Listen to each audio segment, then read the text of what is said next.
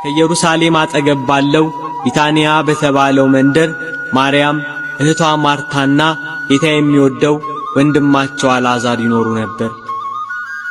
ጌታን በቤታቸው እየተቀበሉ ያስተናግዱት ነበር። ጌታ ሆይ እነሆ የምትወደው ታሟል፣ ሳይሞትብን ድረስ ብለው መልእክተኛ ላኩበት። ይሄ አልዓዛር ሕመም የእግዚአብሔር ልጅ እርሱን አስነስቶ በጌትነት ይገለጥ ዘንድ ነው እንጂ ለሞት አይደለም ብሎ መልእክተኞቹን መለሳቸው። ጌታችን ኢየሱስ ክርስቶስ መታመሙን ሰምቶ 2 ቀን በነበረበት ስፍራ ዋለ። ለኢየሩሳሌም 15 ምዕራፍ ያህል ቅርብ ወደ ነበረችው ወደ ቢታንያ መንደር መልእክቱ በደረሰው በአራተኛው ቀን ጌታችን ኢየሱስ ክርስቶስ መጣ። አልዓዛር ሞቶ ዘመዶቹና እህቶቹ አልቅሰው ገንዘው ቀብረውት ነበር። ማርታ የኢየሱስ ክርስቶስን የመምጣት ወሬ ስትሰማ ልትቀበለው ወጣች። ጌታ ሆይ አንተ በዚህ ኖረህ ቢሆን ወንድሜ ባልሞተ ነበር አለችው። ድውይ የሚፈውስ እንጂ ሙት የሚያስነሳ አልመሰላትም ነበር። አንቺ አላመንሽም እንጂ ወንድምሽ ይነሳል አላት ኢየሱስ ክርስቶስ። አውቃለሁ በዕለተ ምጽአት ሙታን በሚነሱበት ጊዜ እንዲነሳ አውቃለሁ አለችው። ጌታችን ኢየሱስ ክርስቶስም ትንሣኤና ሕይወት እኔ ነኝ፣ የሚያምንብኝ ቢሞት እንኳን ሕያው ይሆናል አላት። ያጽናኗቸው ከእነርሱ ጋር በቤት የነበሩ ወዳጅ ዘመዶቻቸው ለቀስተኛው ሁሉ ተሰባሰበ። ማርታ ማርያምን ጠራቻት። ኢየሱስ ክርስቶስን ስታይ እንደ እህቷ እንደ ማርታ ጌታ ሆይ አንተ በዚህ ኖረ ቢሆን ወንድሜ ባልሞተ ነበር አለችው። ኢየሱስ ክርስቶስም ማርያም ስታለቅስ ከእርሷ ጋር ያሉት አይሁድ ሁሉ ሲያለቅሱ አይቶ ስለ አልዓዛር አለቀሰ። በመንፈሱ አዘነ፣ በራሱም ታወከ፣ እንባውን አፈሰሰ። ወዴት አኖራችሁት አለ። ነገሩት። የሚከተሉትን አዘዛቸው። ድንጋዩን ከመቃብሩ ላይ አነሱት። የሞተው የአልዓዛር እህት ማርታ ጌታ ሆይ 4ኛ ቀን ሆኖታልና አሁን ይሸታል አለችው። ብታምኚ የእግዚአብሔርን ክብር እንድታይ አልነገርኩሽም አላት። ድንጋዩን አነሱት። አልዓዛር አልዓዛር ብሎ ተጣራ። በመቃብር ያሉ ድምፁን የሚሰሙበት ቀን ይመጣል ብሎአልና። በመቃብር ያለው አልዓዛር የጌታን ድምፅ ሰማ። እጆቹና እግሮቹ በመግነዝ እንደተገነዙ፣ ፊቱም በጨርቅ እንደተጠመጠመ ነበር። እንደተገነዘ ከመቃብር ወጣ። ደቀ መዛሙርቱን የመፍታትና የማሰር ሥልጣን እንደተሰጣቸው ሲያመለክት ፍቱትና ይሂድ ተውት አላቸው። የሞትን ኃይል ሰብሮ የሞቱትን አስነሣ፣ የታመሙትን አዳናቸው፣ የዕውራንን ዓይን አበራ።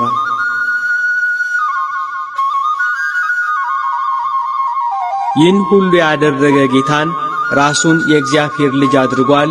በሰንበት የታመሙትን አድኗል። ቤተ መቅደሳችንን አፍርሱት፣ በሦስተኛው ቀን እሠራዋለሁ ብሏል ብለው ከሰሱት። ኀጢአት ያልሠራ ባንደበቱ ሐሰት ያልተናገረ እርሱን ከሰሱት። ሰው በሆነበት ወራት በፈቃዱ ተራበ። አሊ እንደመሆኑ የተራቡ ብዙ ሕዝብን በጥቂት እንጀራ አጠገባቸው። ነገር ግን አይሁድ ከሰሱት። እንደ ተገዢ ራሱን መቱት። የሁሉ ገዢ እንደመሆኑ ከኀጢአት ቀንበር ነፃ አደረገን። ነገር ግን አይሁድ በሸንጎ አቁመው ከሰሱት። መከራን ተቀበለ። ኀጢአትን ይቅር የሚል እርሱን ኀጥእ አሉት። በመኳንንት ላይ የሚፈርደውን ፈረዱበት። ኀጢአትን ያጠፋ ዘንድ ስለ ሁላችንም ኀጢአት ተላልፎ ተሰጠ።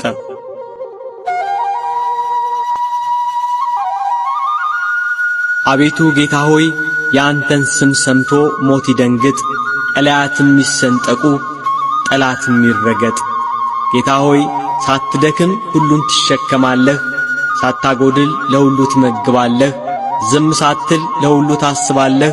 ነገር ግን አይሁድ ይህንን ሰው ሞት ይገባዋል ብለው ፈረዱብህ። ሳትተኛ ሁሉን የምትጠብቅ፣ ሳትዘነጋ ሁሉን የምታስብ ሆይ አይሁድ በመስቀል ትሞት ዘንድ ፈረዱብህ። የጥበብ ነገር፣ የምክር ቃል፣ የረድኤት መዝገብ፣ የደስታ መኖሪያ ሆይ ስለ ሰው ልጆች ስትል ራስህን ቤዛ አደረግ። ቤተ ክርስቲያኑን በደሙ ነፃ ያወጣት ዘንድ ሕዝቡንም በመስቀሉ ያጸናቸው መሠዊያውንም ይሠራ ዘንድ ለሰቀሉት አደባባይ ነው። በደሙ የተጻፈ በመስቀሉ የታተመ በሞቱ የከበረ። አቤቱ አምላካችን ኢየሱስ ክርስቶስ ሆይ ቤተ ክርስቲያንህ ተማልዳሃለች፣ ትሰግድልህማለች፣ ሙሽራህም ታከብረሃለች፣ ሕዝብህም ይገዙልሃል፣ ራስህን ሰጥተሃቸዋልና።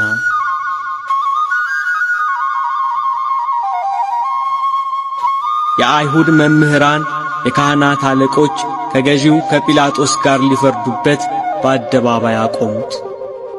እንደ ሌባ የኋሊት አሰሩት፣ ሊፈርዱበት በአደባባይ አቆሙት። የሕይወት ራስን የሾህ ዘውድ ደፉበት።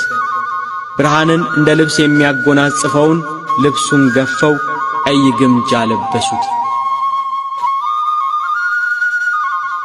እንደ ልማዳቸው በፋሲካ በዓል ማንን ልፍታላችሁ? ኢየሱስ ወይስ በርባንን አላቸው። በርባን ይሻለናል አሉ።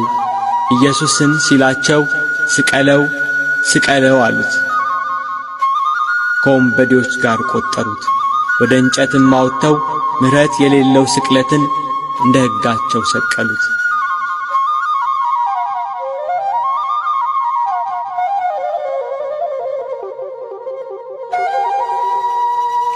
አዳምን የፈጠሩ እጆች በመስቀል ቀኖት ተቸነከሩ። በገነት የተመላለሱ እግሮች በመስቀል ቀኖት ተቸነከሩ። በአዳም ፊት የሕይወት መንፈስን እፍ ያለ አፍ ከሐሞት ጋር የተቀላቀለ መጣጣና ከርቤን ጠጣ። ጎኑን በጦር ወጉት፣ ራሱን ዘንበል አደረገ። ተፈጸመ አለ። ነፍሱን ተወ። ፀሐይ ጨለመች፣ ጨረቃ ደም ሆነች። ከዋክብት ረገፉ፣ ምድር ተናወጠች። ዓለቶች ተሰነጣጠቁ፣ መቃብራት ተከፈቱ። ተኝተው ከነበሩት ከቅዱሳን ብዙ ሥጋዎች ተነሱ። በእውነት የእግዚአብሔር ልጅ ነበር ብለው ብዙዎች ፈሩ።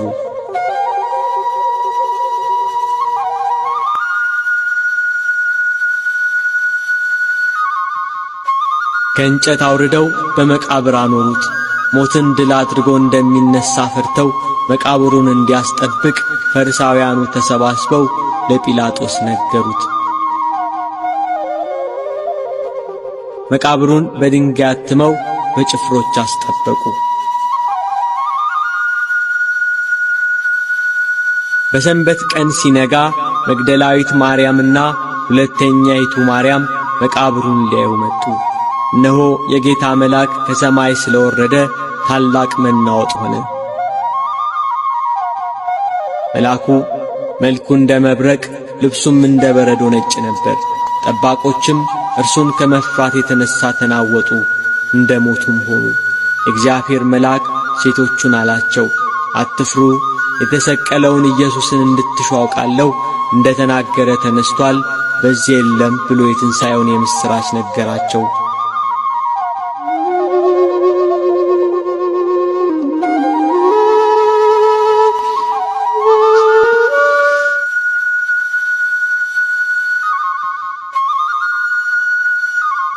ሐዋርያት በዝግ ቤት ተሰባስበው ስለ እርሱ ከሞት መነሳት ሲያወሩ ድንገት በመካከላቸው ቆመ። ሰላም ለእናንተ ይሁን አላቸው። እኔ ራሴ እንደሆንኩ እጆቼና እግሮቼን እዩ ብሎ እጆቹና እግሮቹን አሳያቸው። ከሙታን ተለይቶ ተነስቷል። ሞት ሊይዘው አልቻለምና ሞትን አሸንፎ ተነስቷል።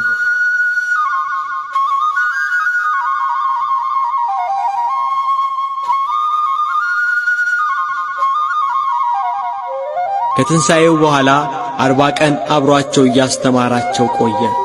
በ40ኛው ቀን በሙሴ ሕግና በነቢያት በመዝሙራት ስለ እርሱ የተጻፈውን መፈጸሙን ነገራቸው። መጻሕፍትን ያስተውሉ ዘንድ አእምሮአቸውን ከፈተላቸው።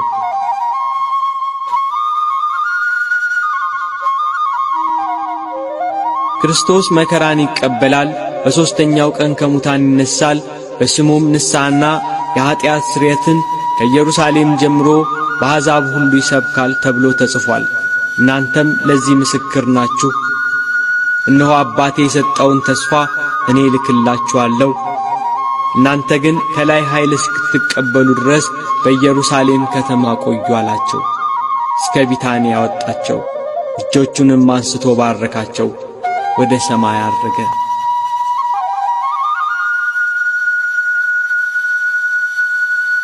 አቤቱ በመንግሥትህ በመጣ ጊዜ አስበን።